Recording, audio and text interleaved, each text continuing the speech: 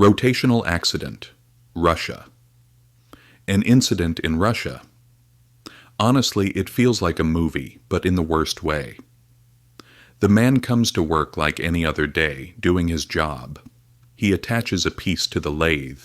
You know, the machine spins like a jet engine, but suddenly, the edge of his clothing gets caught in the machine. He panics, screams, but there's no one in the room. The machine doesn't stop. If anything, it keeps spinning like it's determined. The man gets completely wrapped into the machine. It's even hard to describe.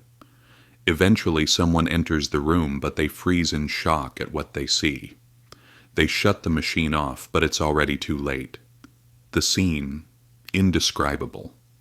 His clothes and body are stuck to the machine. The place is a complete mess. It genuinely makes your stomach turn. When you read accidents like this, you can't help but think, I wish I hadn't looked. Molten metal accident, USA.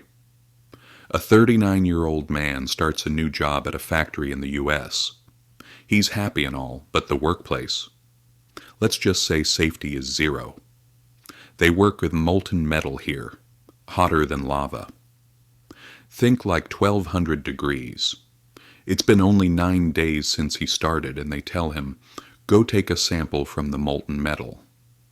But there's no barrier, no guardrail. The man is literally working face to face with death. While trying to take the sample, he slips, and the molten metal pours right onto him. He doesn't even have time to react. The factory shuts down after the incident. An investigation begins, and the conclusion is clear. This death was completely preventable. Even a simple safety barrier could have saved his life. So this isn't really an accident. It's a chain of negligence. Radiation explosion, Japan, 1999. In a nuclear fuel facility in Japan, 3 workers are preparing uranium. One of them is Hisashi Ochi, married, has kids, experienced. But the team had violated safety rules so much that they were used to working with a nothing will happen attitude. And that day, they make the biggest mistake of their lives. A process that should have been done in tiny containers is instead done with a giant bucket, pouring uranium by hand. When the last amount is added, it crosses the critical limit, and a bright blue flash erupts. Ouchie is the closest to the light. He receives 17 sieverts of radiation. You know how 5 sieverts is lethal? He takes 17. The radiation destroys his organs, his skin peels off, his immune system collapses. But his heart and brain keep working. Doctors don't even know what to do because his body cannot produce new cells. For 83 days, his heart stops multiple times and is restarted. He receives blood transfusions. His skin peels away. He fights for life in unbearable pain until he finally passes away. Just thinking about it is heartbreaking. 1584. The Netherlands and Balthazar Gerard. At the time, the Netherlands was under the control of Catholic Spain, and the people were suffering heavily.